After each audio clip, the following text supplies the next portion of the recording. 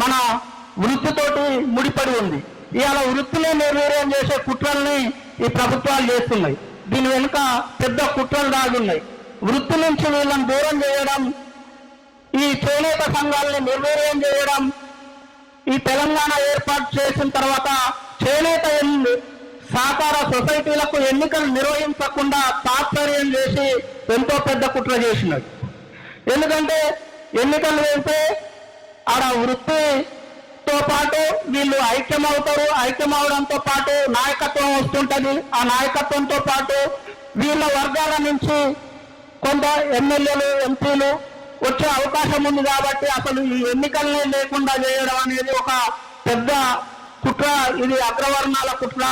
వీటిని అన్నింటిని కూడా మనం గమనిస్తూ ముందుకు పోవాలి. ఇవాళ కులం అస్తిత్వాన్ని మనం ముందుకు తీసుకుపోయే క్రమంలో మన కుల సంస్కృతిని, మన కుల దైవాలని మీరు ఏవేవో పోస్టులు పెడుతుంటారు చాలా మంది. నాకు ఇప్పటికీ మేము అనిపిస్తుంటది, ఎవరిదో పోస్టులు పెడుతుంటారు, ఏ దైవాలయో పోస్టులు పెడుతుంటారు, కానీ మన కులదైవం పోస్టులు పెట్టారు. మన కులదైవం గుళ్ళు నిర్మించడానికి చందాలు ఇవ్వరు. మన కులదైవాల్ని గుళ్ళు నిర్మించుకోవాలి, మన కులదైవాలనే మనం ప్రమోట్ చేసుకోవాలి.